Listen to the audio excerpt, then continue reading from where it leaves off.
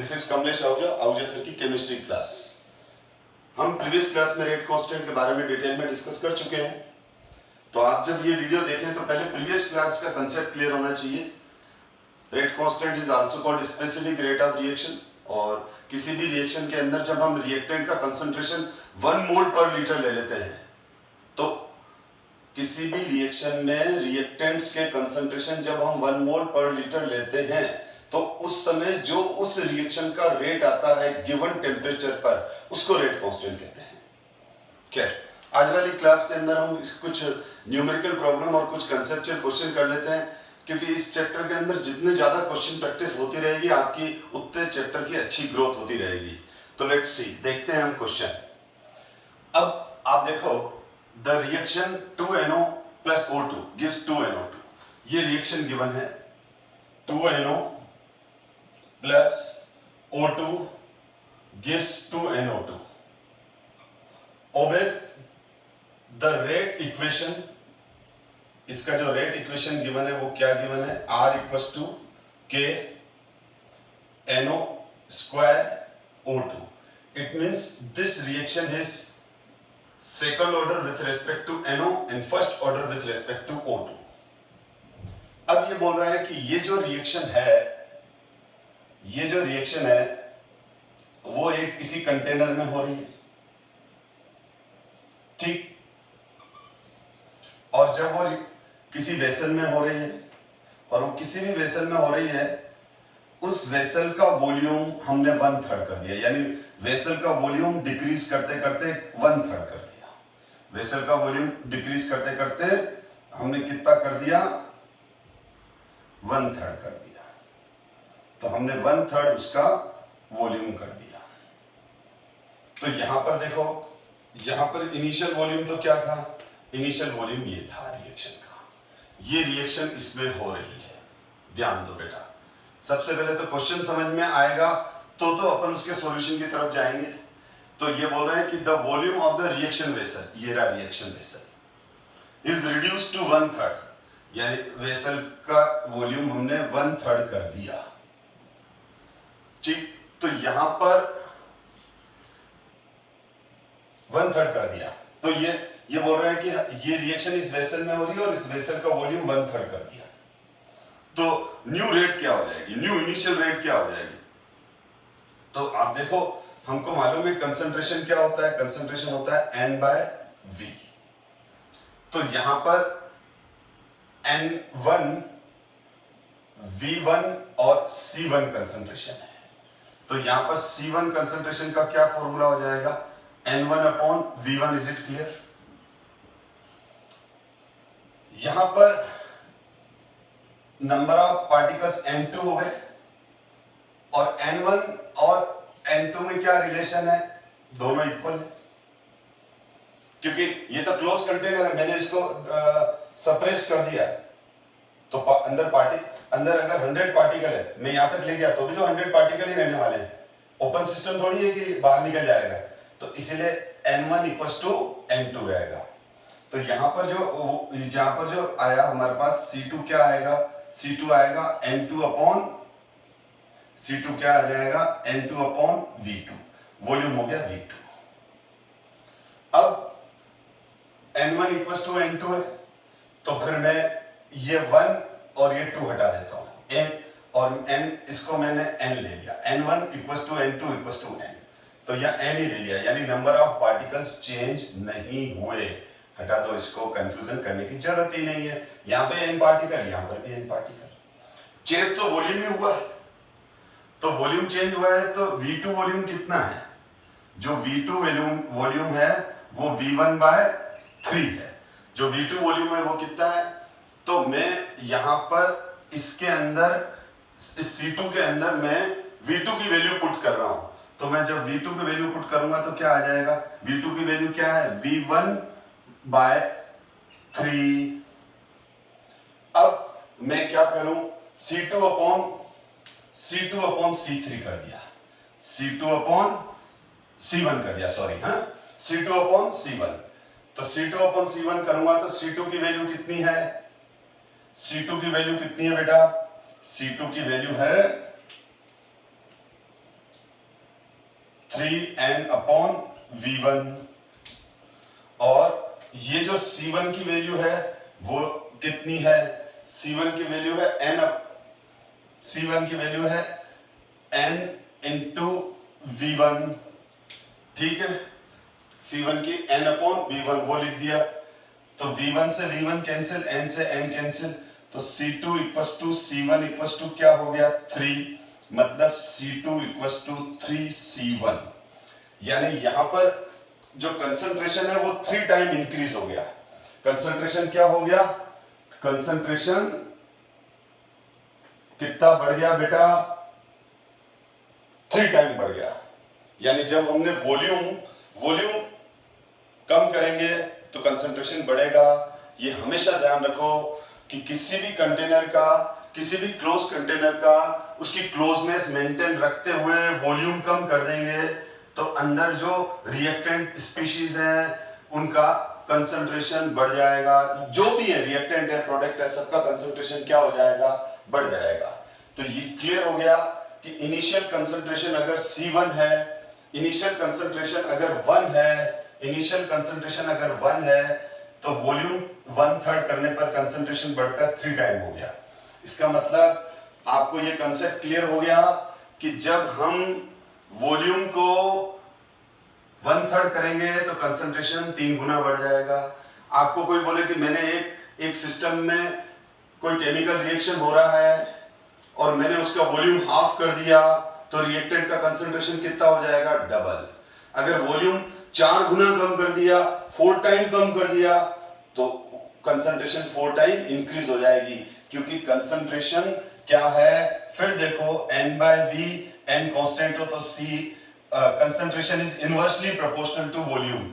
आप वॉल्यूम जैसे जैसे कम करते जाओगे कंसंट्रेशन बढ़ती जाएगी। तो हमको अब ये क्लियर हो गया इस क्वेश्चन के अकॉर्डिंग कि हमने जब वॉल्यूम 1/3 कर दिया, वॉल्यूम को 3 गुना कम कर दिया, 3 टाइम डिक्रीज कर दिया, तो कंसंट्रेशन 3 टाइम इंक्रीज हो गया। तो ये R1 हो गया और ये हो गया। अब R2, अब व्हेन वॉल्यूम, अब ये हो गया इक्वेशन फर्स्ट। अब मैं लिख रहा हूं when volume of vessel is reduce, कितना, it reduce to 1/3, new concentration becomes कितना, बिकम्स 3 टाइम, कितना हो जाएगा, 3 टाइम इंक्रीज। न्यू कंसंट्रेशन कितना बढ़ जाएगा, 3 टाइम इंक्रीज हो जाएगा। तो जो R2 का वैल्यू आएगा उसमें R2 K तो K ही रहेगा, NO कितना हो जाएगा 3। क्यों लिखा 3, क्योंकि 3 टाइम बढ़ गया, मैंने अभी क्लियर किया, ठीक है। तो NO का कंसंट्रेशन पहले NO था, अब वो 3 टाइम बढ़ गया। O2 का पहले 1 था, अब उससे 3 टाइम बढ़ गया। अब ये आ गई हमारे पास इक्वेशन सेकंड। अब हम क्या करेंगे, इक्वेशन सेकंड को equation second divide by equation first करो। तो इक्वेशन सेकंड क्या है, इक्वेशन सेकंड है R2 upon R1। Equation second क्या है, K 3NO का स्क्वायर 3O2 का पावर 1 K NO का स्क्वायर O2 की पावर 1, ठीक है। R2 अपॉन R1 कर दिया, इज इट क्लियर, कोई दिक्कत है, मैंने अच्छे से क्लियर कर दिया, 3 टाइम बढ़ा दिया तो ये हो गया, K से K कैंसिल हो गया। अब यहां पर क्या आ जाएगा, NO स्क्वायर का NO स्क्वायर कैंसिल हो जाएगा, O2 से O2 कैंसिल हो जाएगा, क्या रह जाएगा, 3 का स्क्वायर रह जाएगा और ये रह जाएगा। तो हमारे पास क्या आएगा, R2 अपॉन R1 और 9 इंटू 3, ये सीधा लिख देता हूं, ऊपर आ गया 27 डिवाइड बाय 1, क्योंकि 3 का square 9, 9 into 3 27, therefore R2 equals to 27 of R1। यानी जो न्यू रेट ऑफ रिएक्शन होगी वो 27 टाइम इंक्रीज हो जाएगी। 27 टाइम इंक्रीज हो जाएगी। तो इस तरह से आपको ट्रिकी क्वेश्चन करने आने चाहिए अगर आप साइंस के अंदर अपना अच्छा करियर बनाने चाहते हो, क्योंकि जेईई मेंस, नीट, बिट्स या कोई ना कोई कॉम्पिटिटिव एग्जाम आपको फेस करना ही पड़ेगा।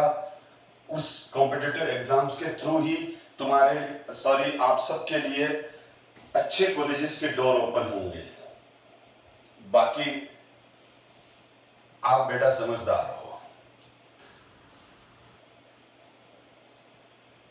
For the reaction 2a plus b gives a to b, अब ये एनसीईआरटी क्वेश्चन 4.2 है, ठीक है। मैं एनसीईआरटी के क्वेश्चन पूरे ड्यूरिंग द चैप्टर करवाते रहता हूं। जब चैप्टर कंप्लीट होता है तो 99% यानी मुश्किल से अगर 30 क्वेश्चन है तो 28 क्वेश्चन तो मेरे डिस्कस हो ही जाते हैं। For the reaction 2a plus b gives a to b, the rate equals to k a की पावर 1 और b की पावर 2, यानी ये रिएक्शन का रेट, ये रेट फॉन्ट से मैंने क्या लिख दिया है, इसका ये है इसका रेट लो एक्सप्रेशन, ठीक है। k की वैल्यू दे रखी है 2 × 10⁻⁻6 moles inverse 2 litre square second inverse. तो ये देखो थर्ड ऑर्डर रिएक्शन का ये यूनिट हो गया, this is the unit of third order. और मैंने लास्ट क्लास में आपको ऑर्डर की यूनिट कैसे फाइंड आउट करते हैं ये एक्सप्लेन कर चुका हूं। कभी भी बीच में वीडियो मत देखो, शुरू से फर्स्ट पार्ट से लेके आगे बढ़ोगे तो अच्छे से समझ में आएगा। आप अगर इनको अच्छे से देखते चलोगे तो आपको कहीं कोचिंग भी जाने की जरूरत नहीं है। Calculate the initial rate of the reaction when A is 0.1 and B is 0.2। और पहले चलो दो पार्ट है, सेकंड पार्ट बाद में पढ़ते हैं। अब ये बोल रहा है कि ये रिएक्शन है 2a plus b gives a to b। Is it clear? अब इसने सीधा दे दिया कि इसका जो इनिशियल रेट, इनिशियली हमने a कितना ले रखा है, इनिशियली ये ले रखा है a ये ले रखा है 0.1, b क्या ले रखा है 0.2। जो क्वेश्चन में ले रखा है वही लिखेंगे, हम अपना नहीं दिमाग चलाएंगे, क्योंकि जो क्वेश्चन कह रहा है उसके क्वेश्चन का आंसर देना है। तो calculate the rate of reaction, calculate the rate of reaction after a is reduce, ठीक है। तो पहले तो हम इनिशियल रेट निकाल लें, पहला क्वेश्चन तो ये है कि इनिशियल रेट निकाल लें, सेकंड पार्ट बाद में पढ़ेंगे। तो ये बोल रहा है इसका 0.1 लिया, इसका 0.2 लिया इनिशियली। तो अब ये बोल रहा है इस केस में रेट क्या होगा, तो हम इसका फॉर्मूला ले लेते हैं। ये लिखा हुआ है R equals to K A and B का स्क्वायर। R इक्वल्स टू क्या हो जाएगा, K की वैल्यू गिवन है, K की वैल्यू गिवन है 2 × 10⁻⁻6 इंटू A की वैल्यू गिवन है 0.1, B की वैल्यू गिवन है 0.2 की स्क्वायर, 0.2 का स्क्वायर। अब अगर हम इसको सोल्व करेंगे तो इसको आप सोल्व करो तो 100% ये आंसर आएगा, मोल्स रेट की आ जाएगी। इस यूनिट पे बच जाओ बेटा, ये यूनिट दूसरे गलत लिखी हुई है, यूनिट आ जाएगी यहां मोल्स पर लीटर पर सेकंड, क्योंकि रेट की यूनिट तो फिक्स है, मोल्स पर लीटर पर सेकंड, ठीक है। क्योंकि यहां रेट कांस्टेंट में सेकंड ले रखा है तो यहां पर भी यूनिट में भी सेकंड आ जाएगा। मैंने आपको कहा है कि न्यूमेरिकल की वैल्यूज को देख के टाइम की यूनिट ले रखिए। अगर यहां मिनट इनवर्स होता तो यहां मिनट इनवर्स लेते हैं। तो ये तो हो गया हमारे पास इनिशियल रेट, लेकिन ये क्वेश्चन तो बहुत इजी था, खाली इसके अंदर जो गिवन वैल्यूज थी 0.1 और 0.2 डालनी थी। पार्ट नंबर 2 ज्यादा अच्छा है एनसीईआरटी का क्वेश्चन बेटा ये। अब ये बोल रहे हैं ये तो 0.1 और 0.2 लिया तो इनिशियल रेट क्या है वो ये है, लेकिन अब हम ये बोल रहा है कि अब ये बोल रहा है ध्यान देना, अब हमको सेकंड पार्ट रीड करो बेटा। इस क्वेश्चन का सेकंड पार्ट ज्यादा इंपॉर्टेंट है, ये वाला ये बच्चों को प्रॉब्लम करता है कि ये बोल रहा है कि आप है ना ए की वैल्यू कितनी खो जाए, अब ये बोल रहा है कि रिएक्शन हो रही है, तो ये जैसे रिएक्शन स्टार्ट होगी तो ये वाला जो कंसंट्रेशन है वो 0.1 से रिड्यूस होने लगेगा, और ये जो कंसंट्रेशन है वो 0.2 से रिड्यूस होने लगेगा। तो ये बोल रहा है कि हमको, और टाइम के साथ रेट ऑफ रिएक्शन कम होती जाएगी। एक टाइम ऐसा आएगा ना जब ये वाली वैल्यू रिड्यूस होते होते, कम होते होते कितनी हो गई, 0.06 हो गई। After T time this 0.1 value, ये जो 0.1 है, ये रिड्यूस होता होता क्या हो गया, 0.06 हो गया। यानी इसकी 0.1 की वैल्यू कम होती जा रही है टाइम के साथ। बिल्कुल ए रिएक्ट करके प्रोडक्ट में कन्वर्ट हो रहा है, ए टू बी में कन्वर्ट हो रहा है, इसमें कन्वर्ट हो रहा है, तो 0.1 डिक्रीज होते होते 0.06 हो जाएगा। जब ये 0.06 हो जाएगा उस समय रिएक्शन की रेट क्या होगी, क्वेश्चन ये है। उस समय रिएक्शन की रेट क्या होगी, क्वेश्चन ये है। तो अब हमारे पास के की वैल्यू, अगर हम क्वेश्चन में देखें तो हमारे पास के की वैल्यू गिवन है, ए की वैल्यू गिवन है, पर हमारे पास जब 0.06 ए है तो बी कितना है वो निकालना है। क्वेश्चन के अंदर सबसे जो इंपॉर्टेंट पॉइंट है वो है कि जब इसका कंसंट्रेशन 0.1 से 0.06 हो जाएगा तो इसका भी तो कम हो जाएगा। तो हमको सबसे पहले क्या करना है, हमको सबसे पहले इसका कंसंट्रेशन फाइंड आउट करना है। इसका कंसंट्रेशन, इनिशियल कंसंट्रेशन तो कितना था, इनिशियल कंसंट्रेशन तो 0.2 था, और ये 0.2 है, ये 0.2 है। तो हमारे पास दो क्वेश्चन मार्क आ गए, यहां पर क्या आएगा ये भी फाइंड आउट करना है। यानी अब हमारे को सबसे, अगर हमको रेट निकालनी है तो k की वैल्यू है, a की वैल्यू कितनी है 0.06, a की वैल्यू कितनी है 0.06, तो यहाँ k की वैल्यू रख दी 2 × 10⁻⁻6, यहाँ वैल्यू कितनी आ जाएगी 0.06। b की क्या आएगी, निकालनी पड़ेगी। तो कैसे निकालेंगे देखो, तो यहाँ दो, पहले ये निकालना पड़ेगा, तो मैं अब इसकी वैल्यू निकाल रहा हूं। देखो तो कैसे निकाल रहा हूं, a gives b a to b। आप देखो, सपोज करो मैंने इसका इनिशियल कंसंट्रेशन ए लिया, कितना लिया, इनिशियल कंसंट्रेशन ए लिया, इसका बी लिया, और ये 0 इनिशियली का मतलब अभी रिएक्शन स्टार्ट हुई नहीं है। अब मैंने इसका ए लिया और इसका बी लिया। अब अगर इसमें से बी में से एक्स रिएक्ट कर गया तो ए में से कितना रिएक्ट करेगा, देखो इसके 2 मोल रिएक्ट कर रहे हैं इसके 1 मोल से, इसका 2 पार्ट रिएक्ट कर रहा है इसके 1 पार्ट से, तो इसका, या यूं बोलूं, इसका 1 पार्ट इसके 2 पार्ट से रिएक्ट कर रहा है, इसका 1 पार्ट इसके 2 पार्ट से रिएक्ट कर रहा है। तो मैं ये बोल रहा हूं इसका x पार्ट इसके 2x पार्ट से रिएक्ट करेगा। समझ में आ गया? ये जितना रिएक्ट करेगा, b जितना गायब होगा उसका दुगना a गायब होगा, क्योंकि ये 2 गायब हो रहे हैं तो ये 1 गायब हो रहा है। अगर ये x गायब हो रहा है, ये x गायब हो रहा है, तो ये 2x गायब होगा। तो इनिशियल कंसंट्रेशन a, हमारी इनिशियल कंसंट्रेशन a की कितनी ली हुई है 0.1। a की वैल्यू तो हमारे पास कितनी गिवन है, a की वैल्यू हमारे पास 0.1 गिवन है। b की वैल्यू कितनी गिवन है 0.2। ये तो हमको गिवन है बेटा, ठीक है, ये गिवन है क्वेश्चन के अंदर, तो ये तो हमको गिवन है a और b। अब इसका मतलब a माइनस 2x किसके बराबर आ गया, इसमें a माइनस, अब हमारे पास देखो a माइनस 2x की वैल्यू किसके बराबर है, हमारे पास a माइनस 2x की वैल्यू 0.06 के बराबर है। ये जो वैल्यू है, ये वैल्यू किसके बराबर है, ये वैल्यू बराबर है 0.26। कहां से आया, ये यहां से आया, देख लो।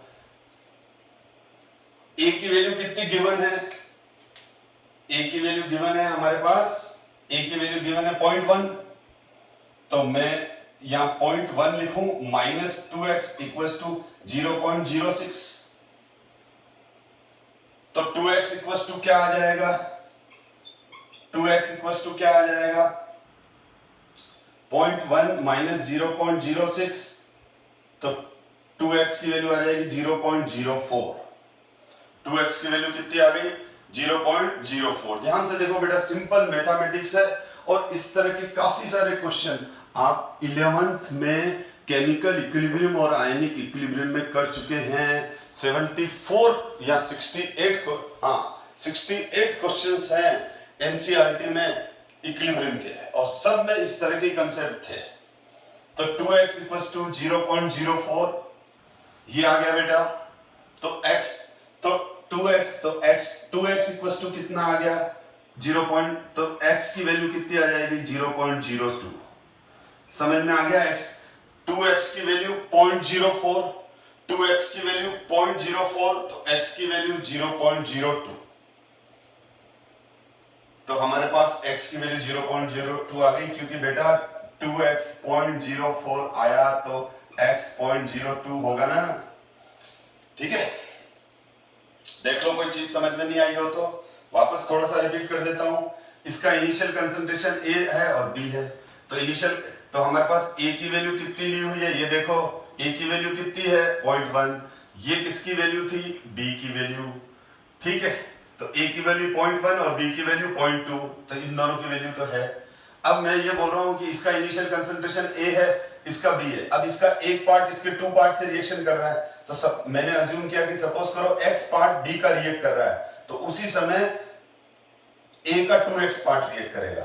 तो ये जब X पार्ट रिएक्ट कर जाएगा तो ये बचा रह जाएगा B माइनस एक्स, और इसका 2x पार्ट रिएक्ट कर जाएगा तो अब बचा रह जाएगा A माइनस 2x। तो A माइनस 2x की वैल्यू हमको क्वेश्चन में कितनी गिवन है? A माइनस 2x की वैल्यू हमको क्या गिवन है? A माइनस 2x की वैल्यू हमको गिवन है 0.06। ये क्वेश्चन में गिवन है। तो मैंने क्या किया? A minus 2x equals to 0.06।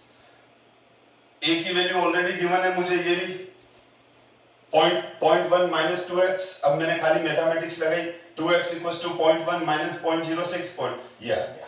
तो अब मेरे पास इसकी b माइनस, अब मेरे पास b, अब मैं b माइनस एक्स की वैल्यू फाइंड आउट कर रहा हूं। तो इसको ले लो ब्रैकेट में, ये तो किसके लिए डिस्कशन था। अब मेरे पास ये रहा b minus x equals to कितना आएगा? तो मेरे पास b की वैल्यू कितनी है? b माइनस एक्स कितना आएगा? तो b की वैल्यू कितनी है बच्चों? b की वैल्यू इनिशियल कितनी है? 0.2, 0.2 माइनस x की वैल्यू कितनी निकाली है? 0.02। x की वैल्यू कितनी निकाली? ये निकाली है। तो अब मैं इसको सॉल्व करूंगा तो कितना आ जाएगा? 0.18। कितना आएगा? देखो आई थिंक यही आएगा, 0.18 आएगा। कितने में से कितना? 0.2 में से माइनस करोगे बेटा कितना? 0.02, तो हमारे पास आंसर आएगा 0.18। ठीक है, ध्यान से देख लिया इसको। अब हमारे पास आई थिंक आपको समझ में आ गया, मैथमेटिक्स है और कुछ नहीं है, अब कंसेप्ट भी है वैसे तो। अब देखो, अब मेरे पास इसकी वैल्यू कितनी आ गई? ये क्वेश्चन मार्क अब हट जाएगा और इसकी जगह आ गया मेरे पास 0.18। इसका मतलब ये हुआ कि जब A की वैल्यू 0.1 से डिक्रीज होकर, जब A की वैल्यू 0.1 से डिक्रीज होकर 0.06 हो रही है, तो B की वैल्यू 0.2 से डिक्रीज होकर 0.18 हो जाएगी। अब ये बोल रहा है, अब हमारे को ये वाले डेटा यूज करने हैं बेटा, ये वाले डेटा यूज करने हैं। तो हमको अब यहां रेट निकालना है, यानी अब A की वैल्यू ये है, B की वैल्यू ये है, तो रेट क्या होगी? तो वही जो R इक्वल्स टू क्या हो जाएगा? K A की पावर 1 B की पावर 2। तो R इक्वल्स टू K की वैल्यू ये ली 2 इंटू 10⁻⁻⁻⁶। B की वैल्यू उसने कहा है, गिवन है 0.06 इंटू ए की वैल्यू हमने फाइंड आउट की है और वो ए की वैल्यू है 0.18 का स्क्वायर। अब हम इसको सॉल्व कर लेंगे बेटा। इसको सॉल्व करेंगे तो हमारे पास आंसर आ जाएगा। तो यहां पर अगर हम इसको सॉल्व करें तो ये 100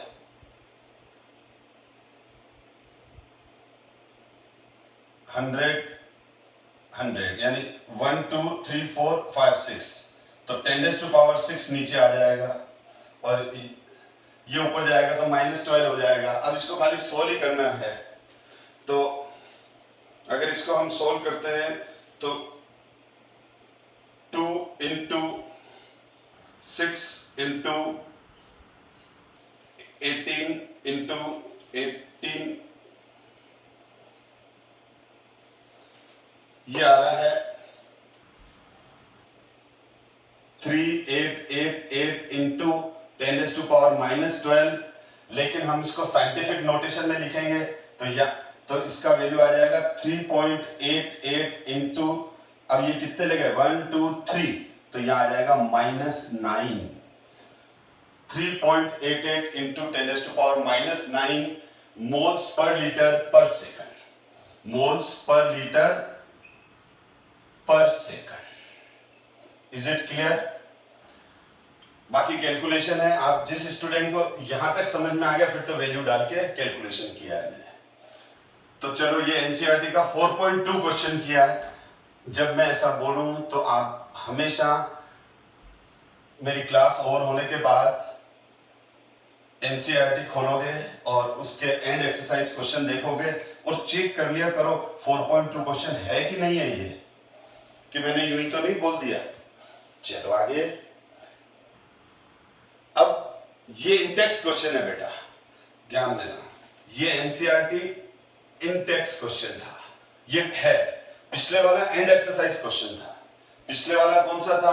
पिछले वाला एनसीईआरटी 4.2 एंड एक्सरसाइज है लास्ट में, और ये है इंटेक्स क्वेश्चन बीच में, जब बॉक्स के अंदर मिल जाएगा ये क्वेश्चन। तो ये इंटेक्स क्वेश्चन है, इंटेक्स। तो बहुत बार आपको नंबर एक जैसा नजर आ जाए तो कंफ्यूज मत होना, क्योंकि एनसीईआरटी में 3 तरह के क्वेश्चन होते हैं। एक तो इंटेक्स क्वेश्चन और फिर दूसरे एग्जाम्पल। ये तो मिलेंगे आपको चैप्टर के अंदर, और जब चैप्टर पूरा कंप्लीट हो जाता है तो फिर लास्ट में 25 30 40 अलग अलग क्वेश्चन होते हैं जो एंड एक्सरसाइज में होते हैं, वो चैप्टर कंप्लीट होने के बाद होता है। तो ये एनसीईआरटी इंटेक्स क्वेश्चन है। In a reaction 2A gives product, the concentration of A decrease from 0.5 mole per liter to 0.4 mole per liter in 10 minutes. Calculate the rate during this interval. तो देखो यहां पर ये बोल रहा है 2A किसके बराबर है? 2A किसके बराबर है? प्रोडक्ट। अब इसका मतलब यहां रेट ऑफ रिएक्शन क्या हो जाएगा?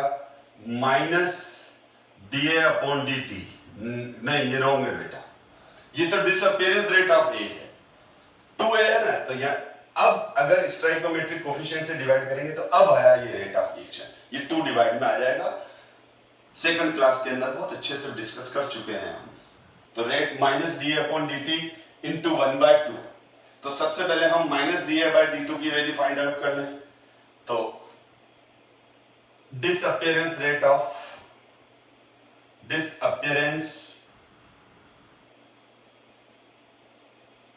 ऑफ ए क्या होगा?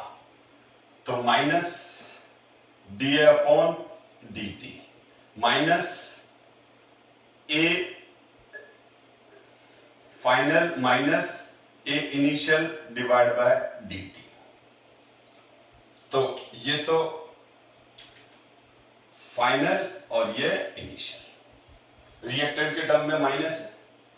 तो मैं अगर इसकी वैल्यू रखूं क्वेश्चन के अंदर तो माइनस इनिशियल की फाइनल कितना है 0.4 माइनस 0.5 डिवाइड बाय 10 मिनट ही रहने दो, सेकंड में कन्वर्ट करने की जरूरत नहीं है। जब तक कि क्वेश्चन में स्ट्रिक्टली नहीं कहा गया हो। देखो यूनिट एनसीईआरटी का ये क्वेश्चन है और एनसीईआरटी से ही कॉपी पेस्ट किया हुआ ये आंसर है। 5 × 10⁻³ m मतलब moles per litre, molarity minute inverse. तो अब ये देख लो ये कितना आ जाएगा, -0.1 डिवाइड बाय 10, तो ये आ गया 0.1 डिवाइड बाय 10 मतलब 1/100, 1/100। तो अब हमारे पास R की वैल्यू क्या आ जाएगी, R की वैल्यू अब इसकी वैल्यू कितनी आ गई हमारे पास, समझ में आ गया। फाइनल क्या है 0.4, ये दे रखा है हमारे को, ये तो इनिशियल वैल्यू दे रखी है और ये फाइनल, और 10 मिनट दे रखे हैं 1/100। तो अपने पास क्या आया 1/100 इंटू 2, तो 1/200। अब 1/200 को आप सोल्व करोगे तो क्या आएगा 5 × 10⁻³ यूनिट हो जाएगी मोल्स पर लीटर पर सेकंड। और मोल्स पर लीटर को हम मोलरिटी भी बोलते हैं, इसीलिए capital M into second inverse भी लिख सकते हो, यूनिट M सेकंड इनवर्स भी लिख सकते हो, जैसा कि एनसीईआरटी में लिखा हुआ है। देखो आप, तो ये हमारा इंडेक्स क्वेश्चन 4.2 कंप्लीट हुआ।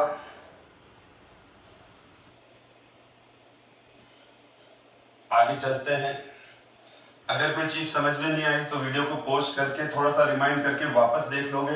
अगर आप समझना चाहते हो तो आप समझ के छोड़ोगे, और अगर आपका इंटरेस्ट नहीं है तो कोई टीचर कितना अच्छा भी पढ़ा दे बेटा नहीं कर पाओगे।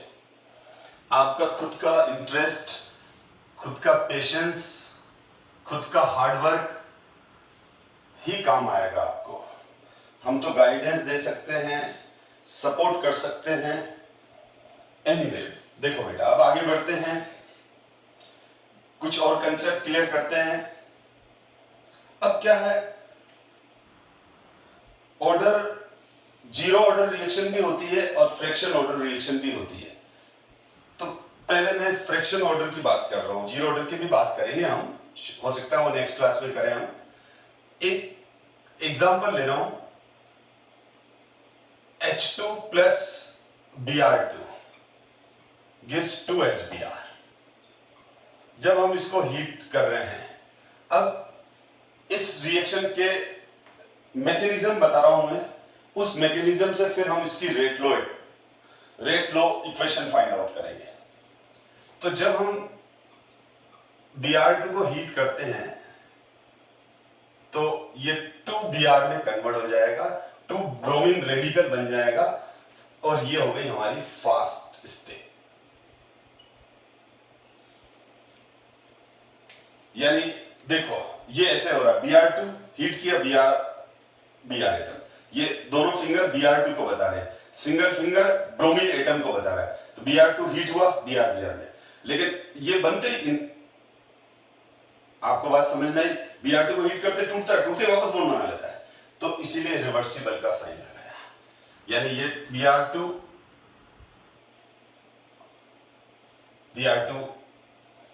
बनते 2 ब्रोमीन रेडिकल बनेगा, वापस ये इमीडिएटली इसमें कन्वर्ट हो जाएगा, लेकिन हीटिंग कंटिन्यूस है तो ये एक दूसरे में कन्वर्ट होते रहेंगे। ये मैकेनिज्म ये गिवन होगा बेटा आपको।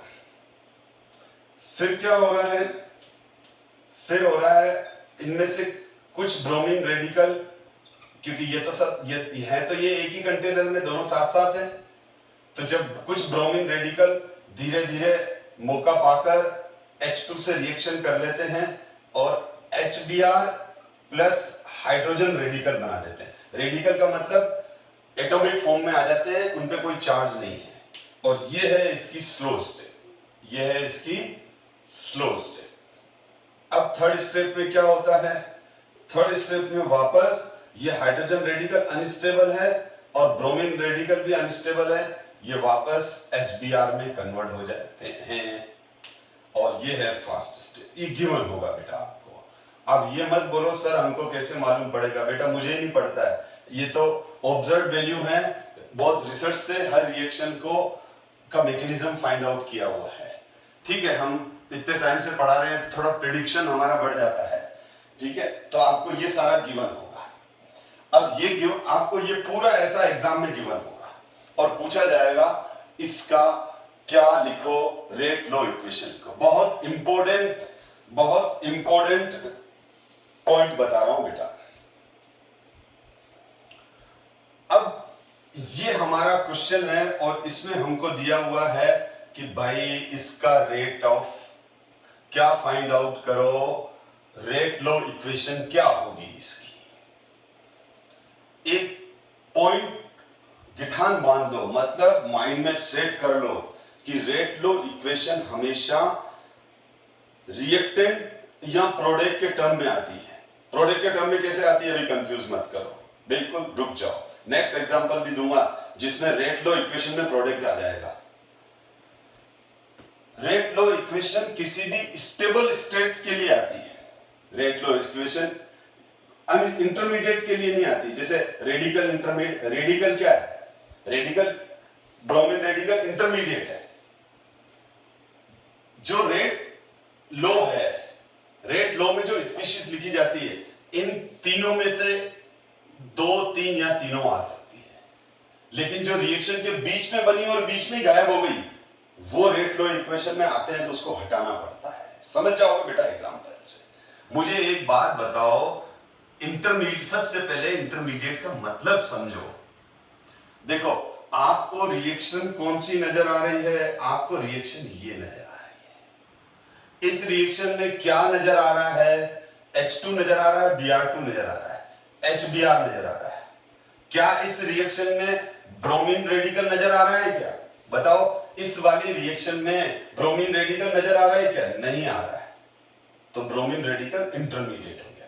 इस रिएक्शन में हाइड्रोजन रेडिकल नजर आ रहा है क्या, नहीं आ रहा है। कहां आ रहा है बेटा, H2Br2, ये H डॉट है। तो यहां ब्रोमीन रेडिकल और हाइड्रोजन रेडिकल, ब्रोमीन रेडिकल और हाइड्रोजन रेडिकल, ये दोनों के दोनों इंटरमीडिएट हैं। तो इंटरमीडिएट वो होते हैं जो रिएक्शन के बीच में स्टेप्स में बनते हैं और बीच में ही बनते हैं और बीच में ही गायब हो जाते हैं। ठीक है, ये ट्रेवलिंग में, ठीक है, हम उदयपुर से अहमदाबाद तक ट्रेवल कर रहे हैं, ठीक है ना। तो कुछ यात्री, कुछ पैसेंजर बीच में बैठ जाते हैं, 50 किलोमीटर बाद बैठते हैं और फिर अगले 70-80 किलोमीटर बाद उतर जाते हैं। ये इंटरमीडिएट्स हो गए जो बीच में चढ़े और बीच में उतर के चले गए। तो इसी तरह से यहाँ H2Br2 और 2HBr, ये हैं इस रिएक्शन की स्पीशीज। और ये Br2 से Br रेडिकल बना, H रेडिकल बना, फर्स्ट स्टेप में ये बना, ये बना, तो ये इंटरमीडिएट्स है। और कभी भी रेट लो इक्वेशन में इंटरमीडिएट नहीं लिखी जाती है, कभी भी रिएक्शन में इंटरमीडिएट नहीं लिखी जाती है। रिएक्शन समझो, एक मिनट, शायद मैं कुछ गलत बोल गया। मैं ये बोल रहा हूं कभी भी रेट लो इक्वेशन में, कभी भी रेट लो इक्वेशन में इंटरमीडिएट नहीं लिखी जाती है। क्या कहा, किसी भी रेट लो इक्वेशन में इंटरमीडिएट नहीं लिखी जाती है, मतलब यहां ब्रोमीन रेडिकल और H रेडिकल नहीं लिखा जाएगा।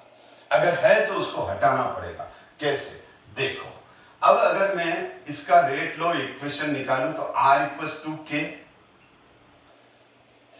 किस रेट लो इक्वेशन किससे बनेगी, ये रे यहां ले लेता हूं। मैंने क्या कहा, जब भी रेट लो इक्वेशन बनाओ, आंखें मीच के स्लो स्टेप देखो। आंखें मीच के का मतलब आंखें खोल के ही देखना बेटा, आंखें मीच के देखोगे तो नहीं दिखेगी। ये देखो बेटा, ब्रोमीन रेडिकल, ये ब्रोमीन रेडिकल, ये H2S2। स्लो स्टेप में जो पार्टिसिपेंट है उन्हीं को ही हम रेट लो इक्वेशन में लिखते हैं। स्लो स्टेप के जो पार्टिसिपेंट है उन्हीं को ही रेट लो इक्वेशन में लिखते हैं। अब आप बोलोगे सर आपने क्या कहा था, अभी अभी 4 बार बोल दिया कि किसी भी रिएक्शन के रेट लो इक्वेशन में हम इंटरमीडिएट नहीं लिखते हैं, इसीलिए first is not rate law equation. इसीलिए that is why first is not rate law equation of this reaction, क्योंकि इसमें इंटरमीडिएट आ गया और रूल ये कि इंटरमीडिएट नहीं लिखना है। तो क्या करें, इस ब्रोमीन रेडिकल को हटा दें तो इसकी वैल्यू रखनी पड़ती है आपको। तो to calculate value of bromine radical, तो हमको ब्रोमीन रेडिकल की वैल्यू रखनी पड़ेगी। बाय यूजिंग मैं एक दो क्वेश्चन कराऊंगा, समझ में आ जाएगा। बाय यूजिंग स्टेप फर्स्ट, ये रही स्टेप फर्स्ट, ये रही स्टेप फर्स्ट बेटा, रिवर्सिबल रिएक्शन है। याद करो 11 के दिन नई नई साइंस ली थी, परेशानी होती थी, लेकिन धीरे धीरे कन्फर्ट हो गए आप। तो देखो ये इक्विलिब्रियम कांस्टेंट है, रिवर्सिबल रिएक्शन है, तो इसका इक्विलिब्रियम कांस्टेंट बना रहा हूं। इक्वेशन फर्स्ट का बेटा क्या होगा, ब्रोमीन रेडिकल का square upon Br2। Is it clear? ये वाला, इससे मैंने ये इक्वेशन बना ली, क्योंकि ये रिवर्सिबल है। तो यहाँ इक्विलिब्रियम कांस्टेंट में क्या होता है, active mass of product upon active mass of reactant. तो ब्रोमीन रेडिकल की वैल्यू क्या आ जाएगी, ब्रोमीन ये है इंटरमीडिएट, तो आ जाएगा K इक्विलिब्रियम इंटू Br2। अब मैं अगर ये वाला हटा दूं ब्रोमीन रेडिकल, तो क्या आ जाएगा, K इक्विलिब्रियम की पावर हाफ ब्रोमीन Br2 की पावर हाफ। समझ में आ गया हिंदुस्तान के बच्चों? ब्रोमीन रेडिकल की वैल्यू क्या आई, K इक्विलिब्रियम 1/2 Br2 की पावर 1/2। कैसे आई देख लो बेटा, इक्विलिब्रियम कांस्टेंट ब्रोमीन रेडिकल, ये इसका इक्विलिब्रियम कांस्टेंट लिख दिया ब्रोमीन रेडिकल। तो अब put the value of bromine radical, put the value bromine radical in equation first, we get what R। ये रही हमारी फर्स्ट इक्वेशन। इसके अंदर हम किसकी वैल्यू डाल रहे हैं, ब्रोमीन रेडिकल की। तो ब्रोमीन रेडिकल की वैल्यू डाल रहा हूं मैं K। ब्रोमीन रेडिकल की वैल्यू क्या है, K equilibrium power half, Br2 की पावर हाफ, और H2 तो अपना है ही इसमें। तो अब मैंने जब इस इक्वेशन में ब्रोमीन रेडिकल की वैल्यू डाल दी, और ब्रोमीन रेडिकल की वैल्यू ये रही, ब्लू अंडरलाइन कर रखी है मैंने। ये किसकी वैल्यू डाल दी मैंने, ये मैंने वैल्यू डाल दी बेटा ब्रोमीन रेडिकल की, यहां से। तो अब ये देखो, हम जानते हैं बेटा कि दो इक्विलिब्रियम, दो डिफरेंट कांस्टेंट है, तो दोनों डिफरेंट कांस्टेंट के उन दोनों डिफरेंट कांस्टेंट को मल्टीप्लाई करो तो नया कांस्टेंट, दो डिफरेंट कांस्टेंट को डिवाइड करो तो नया कांस्टेंट, दो डिफरेंट कांस्टेंट को ऐड करोगे तो नया कांस्टेंट। तो हम ये दो कांस्टेंट साथ में मल्टीप्लाई हो रहे हैं, भले एक रूट में है, तो यहां इसकी जगह मैं एक नया कांस्टेंट लिख दूंगा, और वो नया कांस्टेंट क्या आएगा, वो न्यू कांस्टेंट क्या आएगा बेटा, वो न्यू कांस्टेंट आ जाएगा R equals to K dash दे दिया। K डैश क्या है, K डैश क्या है बेटा, K डैश है इन दोनों का, K dash equals to Br2 की पावर 1/2 और H2 की पावर 1। ये हमारे पास आ गया रेट लॉ इक्वेशन इसका।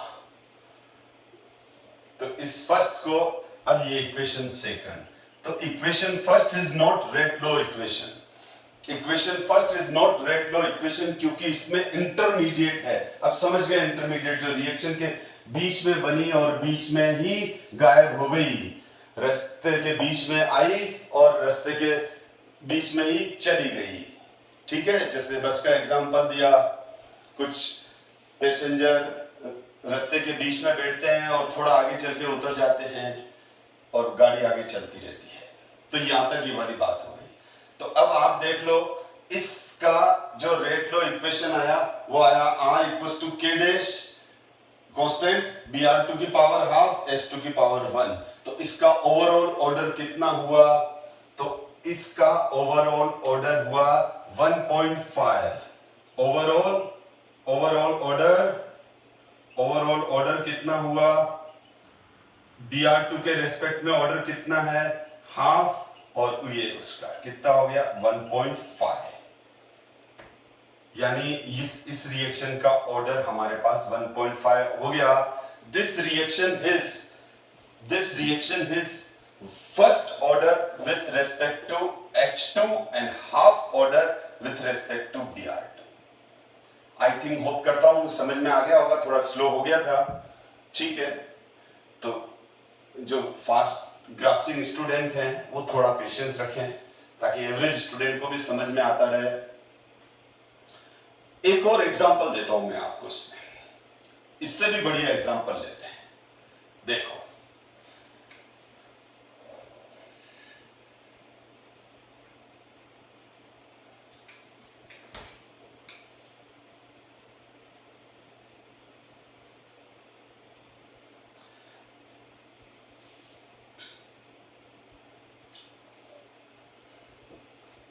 ओजोन का 2 मॉलिक्यूल ओजोन, 3 मॉलिक्यूल O2 में कन्वर्ट होते हैं फ्रियोन की प्रेजेंस में। फ्रियोन क्या होते हैं? Carbon fluorine chlorofluorocarbon compound, CFC बोलते हैं उनको। ये फ्रियोन्स रेफ्रिजरेटर होते हैं AC, और इसमें यूज करते हैं। इस पे इंटरनेशनल बैंड लगा हुआ है फ्रियोन्स पे, क्योंकि फ्रियोन ओजोन लेयर को डिस्ट्रॉय करता है। कैसे करता है देखो। और अगर ओजोन लेयर, ओजोन अम्ब्रेला अर्थ के चारों तरफ जो है वो अगर डीके हो जाएगा, डिसॉल्व हो जाएगा, खत्म हो जाएगा, तो यूवी रेडिएशन अर्थ पे आएंगे जो न क्रॉप को होने देंगे, स्किन डिजीज आ जाएगी और भारी प्रॉब्लम खड़ी हो जाएगी। इसीलिए फ्रियोन्स को आप कम से कम यूज करें। यूवी लाइट की प्रेजेंस में फ्रियोन की प्रेजेंस में फ्रियोन हो और यूवी लाइट हो तो O3 O2 में कन्वर्ट होता है। इसकी स्टेप्स मैं बता रहा हूं क्या है।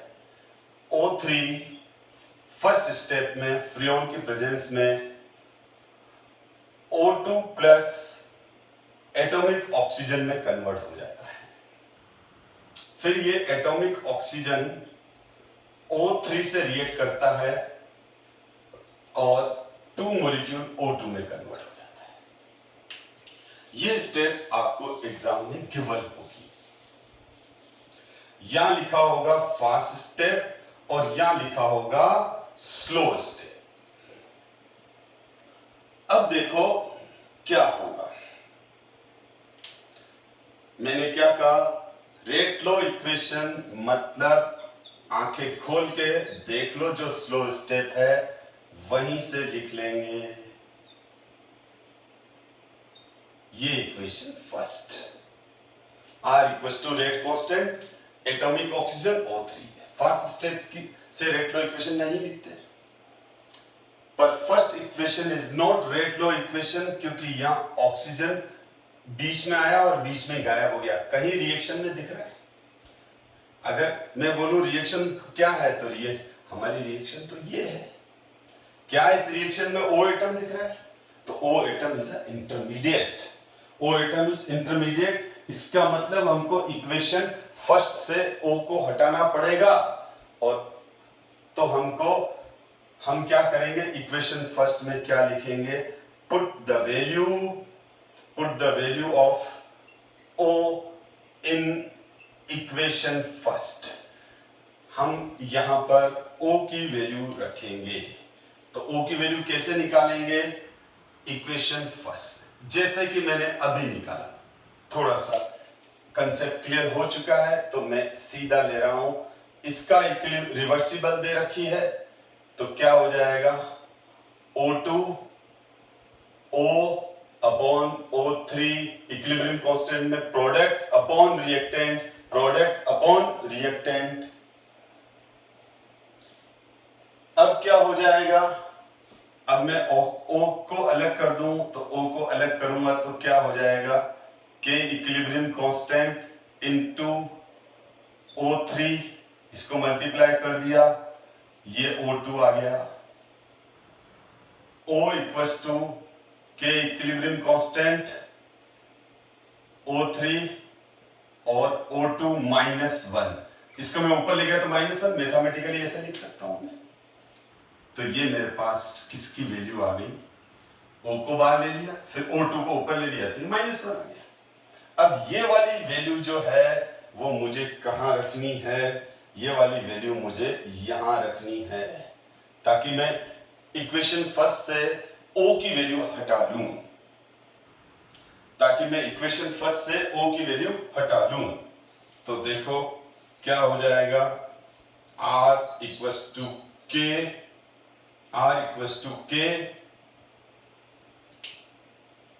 और ये O की वैल्यू लिख रहा हूं मैं, K इक्विलिब्रियम, O3, O2 की वैल्यू -1, ये पूरी वैल्यू, ये वाली यूं की यूं इधर लिख ली, और O3 एक्स्ट्रा तो है ही। तो मैं इसको जब सोल्व करूंगा तो वही वाली बात, दो डिफरेंट कांस्टेंट को क्या लूंगा मैं, अनदर कांस्टेंट K डैश ले लिया, ये O3, तो O3 का स्क्वायर हो गया, O2 का -1, तो हमारे पास ये रेट लॉ इक्वेशन आ गई। देखो धीरे धीरे हमारा लेवल कैसे बढ़ता जा रहा है, क्योंकि देखो अगर आपको आगे बढ़ना है तो पेशेंस के साथ अच्छे क्वेश्चन करते जाओ और कंसेप्ट क्लियर होना चाहिए। इसका मतलब क्या हो गया, हमारे पास ये आ गया R K dash O3 square O2 -1। ध्यान से देख लो, पोस्ट करके देख लो अगर नहीं समझ में आया हो तो। अब देखो यहां हम क्या बोलेंगे, this reaction is second order with respect to O3, ozone के रेस्पेक्ट में तो सेकंड ऑर्डर है, और -1 order with respect to O2। यहां देखो प्रोडक्ट भी आ गया। मैंने आपको कहा था ना, रेट लॉ इक्वेशन में या तो रिएक्टेड और प्रोडक्ट जो दिख रहे हैं वो आ सकते हैं। O3 दिख रहा है, O2 दिख रहा है, जो रिएक्शन में दिख रहे हैं, हमारी मेन रिएक्शन ये तो मैकेनिज्म है, स्टेप्स है, इससे मतलब नहीं है, रिएक्शन से मतलब है। रेट लॉ में तो निकलता है इनसे है। तो देखो O3 दिख रहा है, O2 दिख रहा है। ये क्यों नहीं सही थी, क्योंकि O कहां है, O3 है, O2 है, O कहां है बताओ, रिएक्शन में नहीं है, तो हमको O हटाना पड़ेगा। तो मैंने O की वैल्यू निकाली, O की वैल्यू निकाल के इसमें डाल दी, ये वाली वैल्यू यहां रख दी, और फिर मैंने इसको सॉल्व कर दिया। तो इसका ओवरऑल ऑर्डर कितना हुआ, इसका ओवरऑल ऑर्डर कितना हुआ, तो ओवरऑल ऑर्डर हुआ 2 हुआ और -1 हुआ, 1 ऑर्डर हुआ, फर्स्ट ऑर्डर रिएक्शन है। क्यों, क्योंकि ओजोन के रेस्पेक्ट में तो इसका ऑर्डर और O2 के रेस्पेक्ट में -1 ऑर्डर है। ठीक है, ये -1 ये 2, तो 2 - 1 equals to first order reaction. तो इसका मतलब ये हुआ कि जैसे जैसे O3 का कंसंट्रेशन बढ़ेगा तो ओजोन, तो ये वाला रिएक्शन फास्ट होता है। अगर O3 का कंसंट्रेशन डबल हो गया, तो रेट 4 टाइम हो जाएगी, क्योंकि यहाँ 2 का स्क्वायर हो जाएगा, यहाँ O3 डबल हो गया तो यहाँ 2 लिखोगे तो 2 का स्क्वायर हो गया, तो 4 टाइम हो जाएगा। लेकिन अगर हम O2 की कंसंट्रेशन बढ़ाएंगे तो रेट ऑफ रिएक्शन डिक्रीज होती जाएगी। तो इसका मतलब ओजोन का जो डिकम्पोजिशन है, जैसे जैसे O2 का इसका कंसंट्रेशन बढ़ता जाएगा तो उसकी स्पीड कम होती जाएगी, यानी यहाँ O2 का बढ़ा हुआ कंसंट्रेशन रेट ऑफ रिएक्शन को कम कर रहा है। तो नेगेटिव ऑर्डर का मतलब ये होता है, ये नेगेटिव ऑर्डर का मतलब ये होता है कि अगर उस स्पीशीज का कंसंट्रेशन बढ़ेगा तो रेट ऑफ रिएक्शन घटेगा। नेगेटिव ऑर्डर का मतलब ये होता है कि उस स्पीशीज का अगर कंसंट्रेशन बढ़ेगा तो रेट ऑफ रिएक्शन घटेगा। तो ये हमने डिस्कस किए। इसमें एक बुक के अंदर एंड एक्सरसाइज में तो नहीं, पर बीच में एक क्वेश्चन है जो इसी कॉन्सेप्ट पर बेस्ड है, उसको कर लेते हैं। ये ध्यान दो, the reaction 2NO plus Br2 gives 2NOBr is supposed to following। ये बिल्कुल क्वेश्चन है बुक का, ये उसका आंसर भी है। अब ये क्वेश्चन है जो मैंने कॉपी पेस्ट करके डाला हुआ है, तो उसके फॉन्ट ऐसे ही आ जाते हैं क्योंकि मैं सीधी कॉपी पेस्ट कर लेता हूं, तो एनसीईआरटी बुक के फॉन्ट ऐसे होने की वजह से ये ऐसा आ जाता है। अब देखो यहां पर इसने ये रिवर्सिबल का साइन बना रखा है, जो दिख नहीं रहा है, छोटा है तो मैं बड़ा कर देता हूं। ये रिवर्सिबल का साइन है, ये रिवर्सिबल का साइन है, और ये फास्ट स्टेप है, ये स्लो स्टेप है। तो अब इस रिएक्शन में हमको क्या है, ये रिएक्शन है, तो ये रिएक्शन में यहां लिख देता हूं 2NO Br2 gives 2NOBr। ठीक है। अब यहां पर क्या हो रहा है, NOBr2, ये देखो आप NOBr2 है, NO plus Br2 NOBr2, तो ये फास्ट है, और ये भी हमारी स्लो स्टेप बना। स्लो स्टेप से हमने ले लिया रेट लो इक्वेशन, तो ये R equals to K NO Br2 NO। आ गया? स्लो स्टेप से आ गया? नहीं बेटा, यहां पर आप देख लो रिएक्शन में NOBr2 है क्या? नहीं है, NOBr2 नहीं है, ये NOBr है, ये NOBr है। इसका मतलब इसको हटाना पड़ेगा, तो इसकी वैल्यू लगनी पड़ेगी। तो ये इक्वेशन फर्स्ट में क्या करना पड़ेगा, इक्वेशन फर्स्ट में करना पड़ेगा put the value of NOBr2 in above equation. ठीक, यहां फर्स्ट इक्वेशन एक ही बात है। NOBr2 के लिए मैं ये वाला ले लूंगा, ये इक्विलिब्रियम कांस्टेंट रिवर्सिबल दे रखा है, तो ऊपर क्या आ जाएगा NOBr2, नीचे क्या आ जाएगा NO। अब थोड़ा फास्ट चल सकते हैं क्योंकि अब तो कंसेप्ट क्लियर है। तो NOBr2 की वैल्यू क्या आ जाएगी, कि इक्विलिब्रियम NOBr की वैल्यू क्या आ जाएगी, तो NOBr की वैल्यू जो आ गई बच्चों के इक्विलिब्रियम NO and Br2। अब ये वाली वैल्यू मैं किस में डाल दूं, यहां रख लूं, तो अब हमारे पास आ जाएगा R इक्वल्स टू के इक्विलिब्रियम NO Br2, और ऑलरेडी वो है ही। ठीक है, तो ये वाली वैल्यू हमने इधर रख दी NO Br2 की जगह। अब क्लियर हो गया बेटा। अब मैं फिर इसका इक्वेशन बना दूं ओवरऑल, तो R, अब मैं क्या इसको क्या बोलूंगा, K dash NO into NO क्या हो जाएगा, NO का स्क्वायर Br2। तो ये हमारे पास ये एनसीईआरटी के अंदर आंसर भी दे रखा है, ये आ गया हमारा आंसर, मैच हो गया। तो R equals to K dash. ठीक है, यहां मैंने K डैश लिया, इसने K लिया, बात एक ही है। तो K डैश NO, तो वहां इसने यहां K डैश ले लो। ठीक है, K dash equals to NO square Br2, यानी this reaction is second order with respect to NO and first order with respect to Br। ठीक है, तो उसी तरह का क्वेश्चन है ये। तो अब आपको समझ में आ गया, यहाँ NOBr2 इंटरमीडिएट है, तो NOBr2 इंटरमीडिएट है, जो रिएक्शन के बीच में बनी बीच में गायब हो गई, यानी रिएक्शन के बीच में आई और बीच में चली गई, तो उसको हटाना पड़ता है। बस एक लास्ट क्वेश्चन करा रहा हूं, वो भी अच्छा है इसीलिए, हो सकता है वीडियो लंबा हो गया, पर है ना टॉपिक तो कंप्लीट करना पड़ता है ना। अभी बात लास्ट फाइनल क्वेश्चन है, 2-4 मिनट में हो जाएगा। ये दे रखा है N2O5 gives 2NO2 plus half O2। इसमें हमको गिवन है, ये है माइनस dN2O5 अपॉन dt, जो किसके बराबर है, K डैश दिया हुआ है, K डैश N2O5।